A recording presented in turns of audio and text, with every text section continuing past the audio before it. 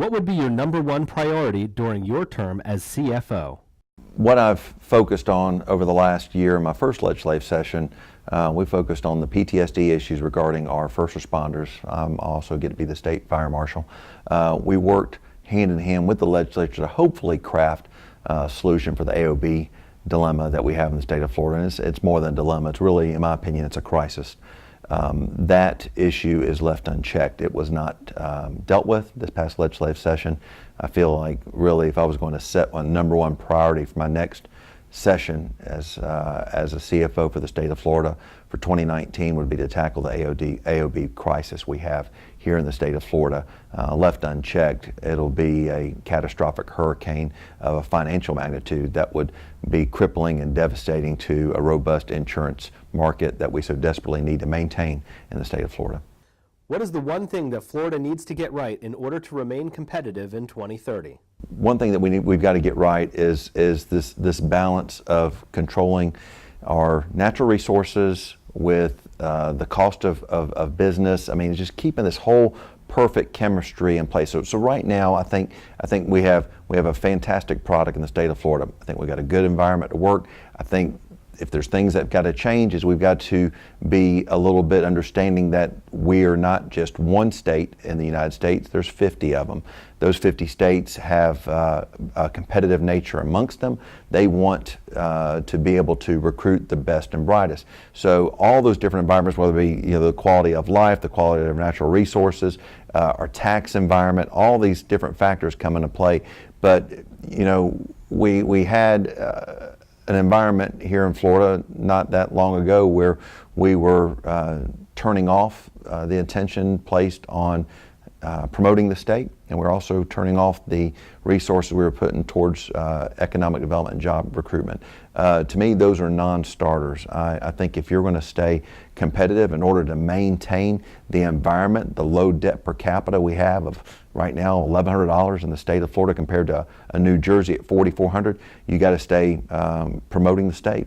That can change at the drop of a rock, and I think that as we are continue to monitor all those fantastic reasons why people move to this state every year, we can't neglect a single one of those and expect to be the best we can be for 2030. Florida's workers' comp system has seen some fundamental changes in the last few years due to a landmark Supreme Court case. How would you like to see Florida's workers' compensation system be improved?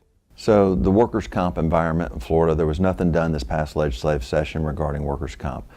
We made one glitch correction in our agency package, which was needed by the business community in the state of Florida. I'm glad we were able to fix it, but unfortunately we are setting ourselves to go down a path where the litigation that once existed in this business, because what we're about to do is we're about to turn workers' comp into a business of litigation. Unfortunately, I think it's going to be unnecessary litigation. I think it's incredibly important that we provide a quality safety net for our employees to allow them to get back up on their feet when they're injured in the workplace. Own a small business for the last 30 years in Northwest Florida.